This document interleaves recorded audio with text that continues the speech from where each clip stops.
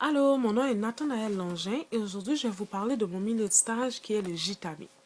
Donc le JITAMI ouvrit ses portes le 23 décembre 1983. C'est un groupe d'intervenants qui eurent conscience de la problématique de l'itinérance dans la région d'Outaouais qui ont décidé de mettre en place cet hébergement. Donc l'hébergement de nos jours comprend plus de 55 lits. Et il est divisé en deux départements. Il y a l'aile Elisabeth Bruyère, qui est le département des femmes, et le département des hommes, qui se trouve en haut, qui n'a pas de nom. Au JITAMI, il y a plusieurs services. Tout d'abord, la mission du JITAMI, c'est de venir en aide en offrant un hébergement aux personnes de 18 ans et plus ayant des problématiques quelconques, que ce soit des dépendances, que ce soit une perte de logement, perte d'emploi.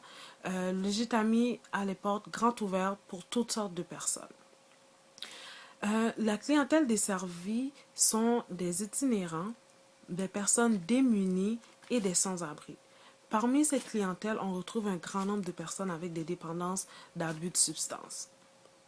Il y a aussi des personnes qui traversent simplement une mauvaise passe, que leur maison a passé au feu, donc ils n'ont nulle part à aller, alors ils viennent au JITAMI le temps de se remettre sur pied. Le service d'hébergement qu'offre le JITAMI, en fait, le service d'hébergement offre 15 nuitées à la personne. La personne qui se présente au JITAMI lit les règlements et s'il est en accord, va le signer. Ensuite, un lit va lui être offert. Après les 15 nuits que la personne a au JITAMI, s'il veut rester plus longtemps, il va falloir faire une demande d'extension. Pour faire une demande d'extension, il faut absolument avoir un projet en tête. Que ce soit d'avoir ses papiers d'identité, que ce soit une recherche de logement, recherche d'emploi, peu importe, il faut avoir un projet pour pouvoir séjourner plus que 15 nuits par mois. Si la personne n'a pas de projet, on va lui demander de quitter et va pouvoir revenir pour un autre 15 nuits le mois suivant. En ce qui concerne les services du JITAMI, il y a le service de buanderie. Le service de buanderie offre 2 laveuses et 2 sécheuses non payantes aux résidents. Je dis résidents, mais les non-résidents peuvent aussi y avoir accès s'ils ont une autorisation spéciale. Si la personne se présente avec les vêtements vraiment souillés, on peut lui autoriser de les laver et de les sécher. Parlant de vêtements, le JITAMI offre aussi un service vestimentaire. Le service vestimentaire se trouve dans une pièce qu'on appelle le magasin parce qu'il renferme toutes sortes d'accessoires et de vêtements. En fait, c'est des dons du public.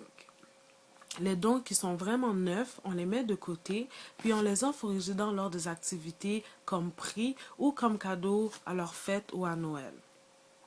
Les personnes qui désirent avoir des vêtements ont tout simplement à se présenter au JITAMI, c'est résidents et non résidents, voir une intervenante et on peut aller regarder dans le magasin et la personne va pouvoir se procurer les vêtements sur le champ.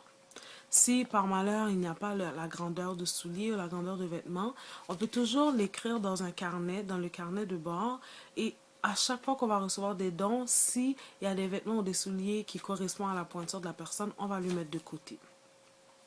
Ensuite, il y a le service de repas. Le service de repas, c'est que le JITAMI offre à ses résidents un déjeuner, un dîner et un souper. Il offre aux non-résidents, donc aux personnes qui ne dorment pas au JITAMI, après le 15 du mois, un service de souper, qui, soit dit en passant, est délicieux. Donc, le souper, à l'heure du souper, qui est de 4h30 à 5h30, les personnes se présentent au JITAMI. Donc, une des tâches des stagiaires, c'est de remettre les billets. Il y a les billets roses qui sont pour les personnes qui sont résidents. Il y a les billets verts pour les visiteurs qui ne sont pas résidents. Et il y a les billets jaunes qui sont pour les personnes à priorité. Donc, cela, c'est plus les personnes à mobilité réduite ou ceux qui ne peuvent pas rester debout pendant longtemps.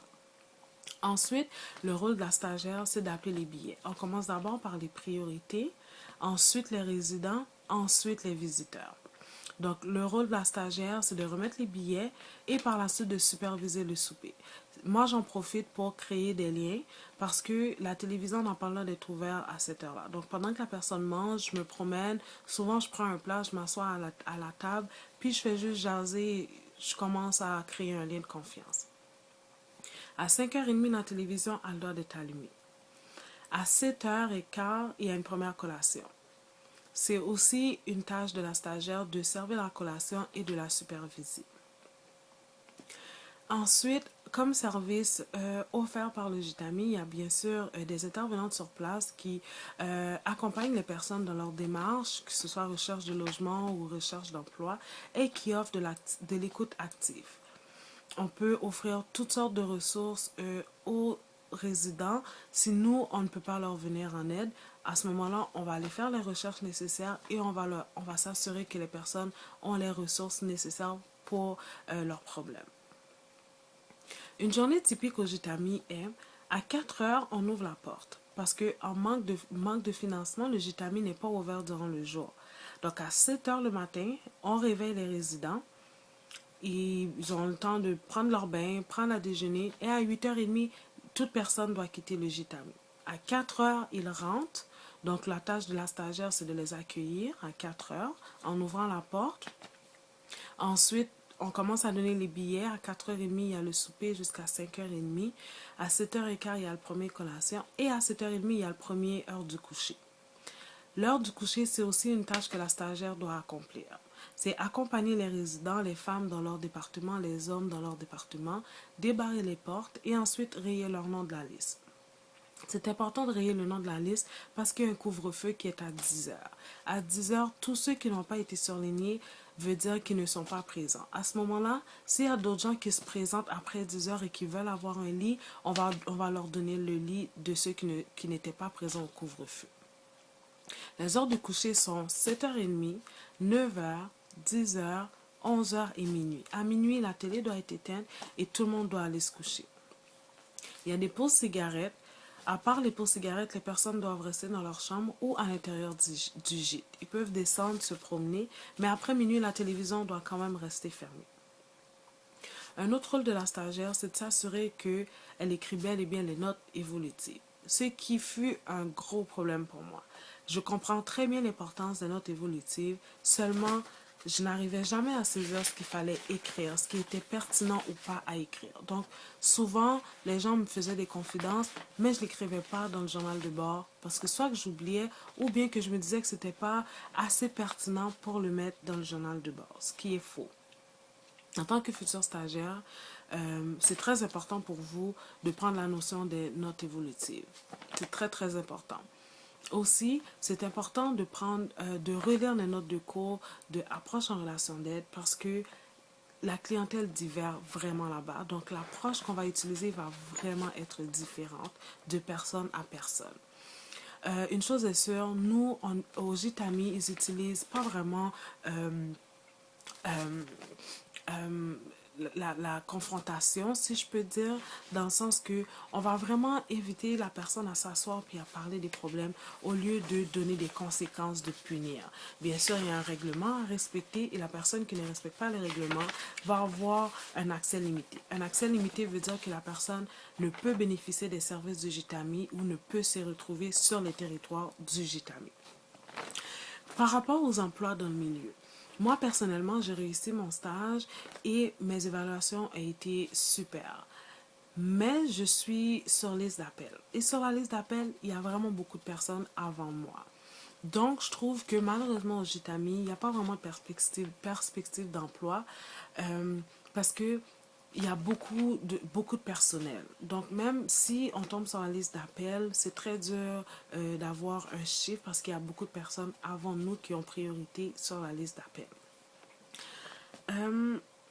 Les expériences que j'ai rencontrées au Gitami, vraiment, il n'en a pas un qui m'a marqué plus que d'autres parce que chaque jour au Gitami, il se passe un incident. Chaque jour au Gitami est différent. C'est d'ailleurs ce qui m'a beaucoup plu.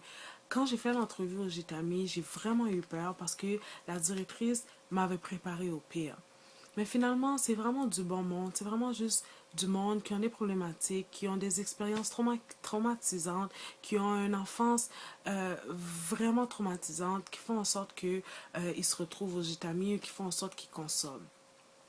Donc, j'ai eu plusieurs difficultés au règlement aussi. Parce que je trouvais qu'il y avait certains règlements qui étaient insensés. Comme après 5h30, si une personne se présente, même si la personne a faim, on ne peut pas lui donner à manger. Malheureusement, à moins que la personne appelle pour qu'on réserve son plat. Au début, je trouvais ça vraiment injuste et je trouvais ça pas humain. Ça m'avait vraiment frustrée parce que j'avais une jeune fille qui s'est présentée, qui voulait manger, mais il était passé 5h30 et je n'ai pas pu lui donner à manger. La raison est que si je lui dis oui à elle, il va falloir que je dise oui à toutes les autres qui vont se présenter. Sinon, ça, c'est de l'injustice en quelque sorte. Donc, les règlements sont les règlements. C'est très important d'être cohérente avec ça. Au début, je trouvais que les intervenants n'avaient pas de cœur. Puis je me suis dit, mon Dieu, j'ai vraiment peur de me retrouver comme eux, de ne pas avoir de cœur, que d'être tellement dans le métier que je n'arrive même plus à distinguer le cas par cas. Mais pourtant, c'est ce qu'il faut faire.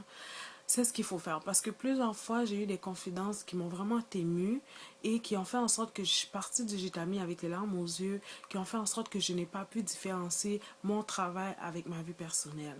Euh, Ça, c'est une autre chose. C'est très, très important quand on travaille dans ce milieu-là d'être entouré de gens positifs, d'être entouré de bonnes, de zones positives, pardon, parce qu'on est tellement dans les ondes négatives que à un moment donné, on s'en vient que on se retrouve froide, si je peux bien dire. Ou sinon, moi, surtout pendant les premiers temps, j'étais vraiment, vraiment, vraiment émotionnelle. Donc, j'avais souvent les larmes aux yeux. Je trouvais que tout le monde, je trouvais que la vie était injuste, puis j'avais souvent comme but de sauver le monde. Mais ce qu'il ne faut pas faire, juste offrir de l'écoute aux résidents, c'est déjà un grand pas. Ensuite, recommandation, je vous recommande le Gitami 100%.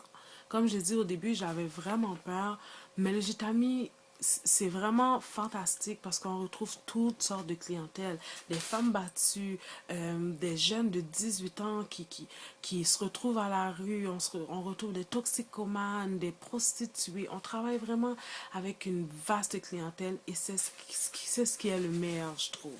J'adore le Gitami. J'ai vraiment aimé mon expérience là-bas et j'espère pouvoir être embauchée et devenir intervenante là-bas. Euh, donc, je pense que j'ai fait le tour. Vraiment, pour résumer le tout, le Gitami, je vous le recommande. Allez faire votre stage là-bas, c'est vraiment agréable. Le personnel est vraiment fantastique. La clientèle est vraiment fantastique. On voit vraiment toutes les notions de cours qu'on a appris à l'école. C'est vraiment agréable de travailler au Gitami. On sent qu'on fait une différence à chaque jour. Donc, je vous souhaite bonne chance en tant que futur stagiaire au Gitami. C'est tout pour moi. Je vous remercie de m'avoir écouté et bonne évaluation, Monsieur Pilot. Au revoir.